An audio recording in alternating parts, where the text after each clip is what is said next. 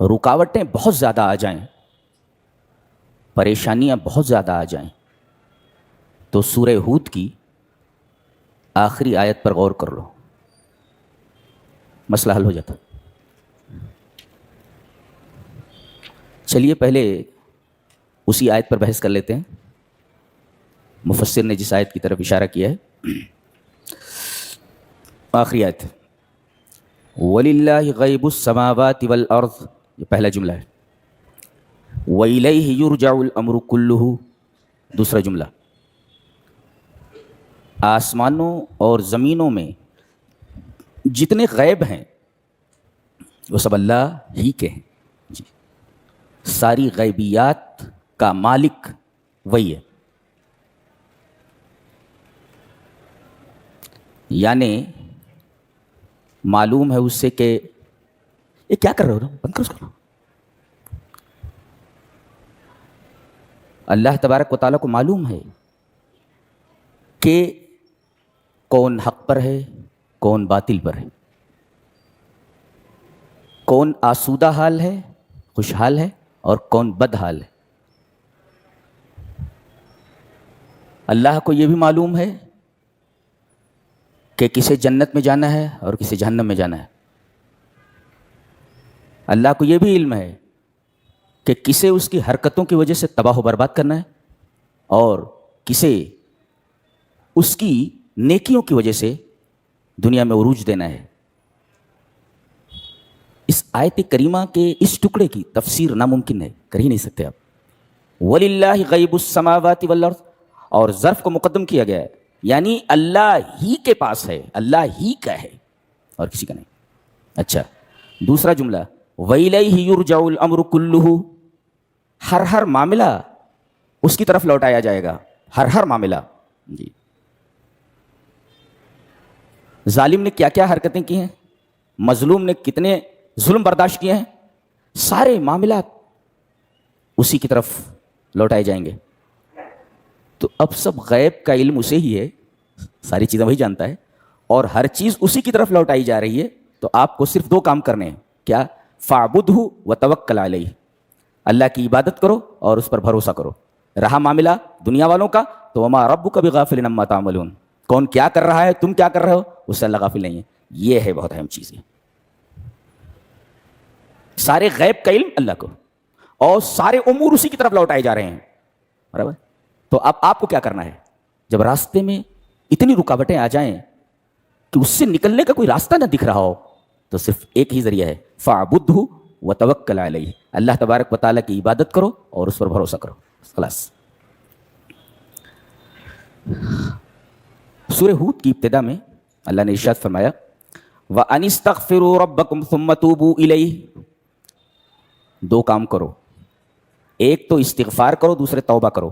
دیکھو استغفار و توبہ میں فرق ہے۔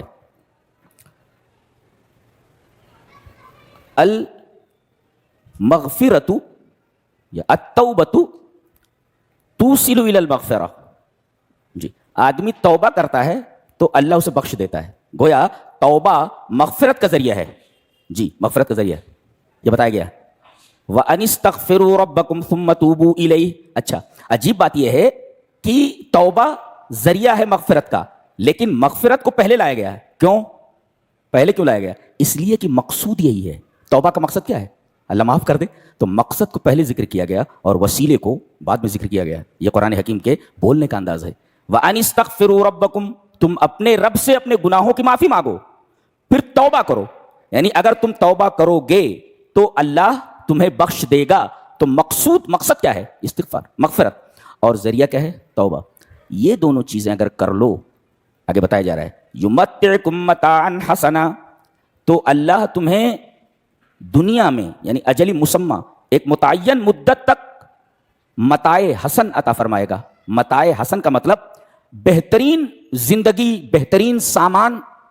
اچھا، عجیب بات تو یہ ہے کہ متاع لفظ استعمال کیا گیا۔ متاع کا مطلب ہوتا ہے تھوڑا فائدہ، تھوڑا فائدہ، اس لیے کہ آگے الی اجل مسمى ہے۔ دنیا میں تمہیں جو زندگی عطا کی گئی ہے مختصر ہے، اور جتنا کچھ دیا گیا وہ بہت تھوڑا ہے آخرت کی نعمتوں کے مقابلے میں۔ تو ایک دن تو اسے ختم ہو جانا ہے، الی اجل مسمى، ایک متعین مدت تک ہے یہ تمہارا فائدہ اٹھانا۔ جی تو الی اجل مسمى کہا گیا.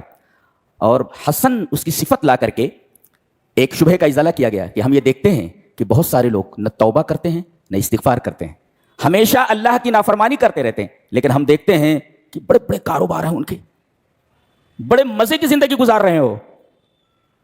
تو پھر اس کا جواب کیا ہے؟ یمتعکم متاعا حسنا, اللہ تمہیں دنیا میں متاع حسن عطا فرمائے گا. یہ تو ان کو بھی ملا ہے. اللہ فرما رہا ہے انہیں متاع ملا ہے, حسن نہیں ملا ہے. ایک مدت معینہ تک عیش و آرام کے سارے اسباب ان کو دے دیے گئے ہیں, لیکن یہ اسباب ایک تو متعینہ مدت کے لیے ہیں جی, اور دوسرے یہ حسن نہیں ہے. اس لیے کہ ایک مومن کو ایک چیز دی جاتی ہے اور ایک چیز کافر کو دی جاتی ہے, دونوں میں فرق ہے.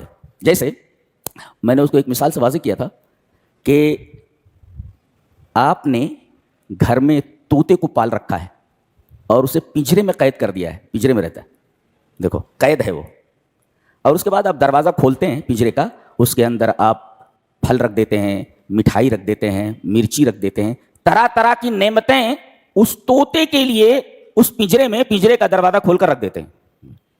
یہ جو آپ دے رہے ہیں اس کو نعمتیں, یہ خوشی سے دے رہے ہیں, رضا سے دے رہے ہیں نا. ایک چوہے نے پریشان کر رکھا ہے, پورے مکان میں گھومتا رہتا ہے یہ چوہا, کہیں بھی منہ ڈال دیتا ہے, کہیں کپڑا رکھا ہوا کاٹ دیتا ہے, پریشان ہے آپ. تب آپ اس کے لیے ایک پنجرا لاتے ہیں اور پنجرے کے اندر وہی چیزیں رکھ دیتے ہیں, وہی نعمتیں جو آپ نے طوطے کے لیے رکھی ہوئی ہے. اب چوہا آتا ہے, آہا کیا نعمتیں ہیں, اور ان نعمتوں کو استعمال کرنے کے لیے جیسے ہی پنجرے میں داخل ہوتا ہے, پنجرے کا دروازہ سلام شٹ, اوپر سے نیچے بھڑاک سے بند ہو جاتا ہے. اب یہ بھاگتا پھرتا ادھر نکل نہیں سکتا. تو دیکھیے نعمتیں دونوں کو دی گئی ہیں جی, ایک کو متاع ملی ہے اور ایک کو متاع حسن. طوطے کو جو نعمت دی گئی ہے متاع حسن ہے, اور چوہے کو جو متاع دی گئی ہے وہ صرف متاع ہے, متاع حسن نہیں ہے جی. ان کو اس لیے دیا گیا ہے کہ ان کی بڑی زبردست پکڑ ہونے والی ہے, بڑی زبردست پکڑ ہونے والی ہے. یہ فرق ہے یمتعکم متاعا حسنا پر جو ایک سوال اٹھا, اس سوال کا جواب ہے وَأَنِ اسْتَغْفِرُوا رَبَّكُمْ ثُمَّ تُوبُوا إِلَيْهِ يُمَتِّعْكُمْ مَتَاعًا حَسَنًا. اور یہ متاع جو بھی ملی ہے الی اجل مسمى, ایک مقررہ مدت تک ہے, اس کے بعد یہ چھین لی جائے گی. آپ کو کچھ بھی ہاتھ سے لے جانے کی اجازت نہیں ہے. چند گز کپڑا لے جا سکتے ہیں, وہ بھی اتار لیا جاتا ہے, وہ سب کیڑے کھا لیتے ہیں, اس کا بھی کوئی مطلب نہیں ہے جی. کچھ لے جانے کی اجازت نہیں ہے یہاں سے جی. وَأَنِ اسْتَغْفِرُوا رَبَّكُمْ ثُمَّ تُوبُوا إِلَيْهِ يُمَتِّعْكُمْ مَتَاعًا حَسَنًا إِلَى أَجَلٍ مُّسَمًّى. اچھا, متاع اس کو بھی دی گئی اور متاع اس کو بھی دی گئی. اللہ کے فرما بردار کو بھی متاع دی گئی, سامان زیست دیا گیا, اور اللہ کے نافرمان کو بھی متاع زیست دیا گیا.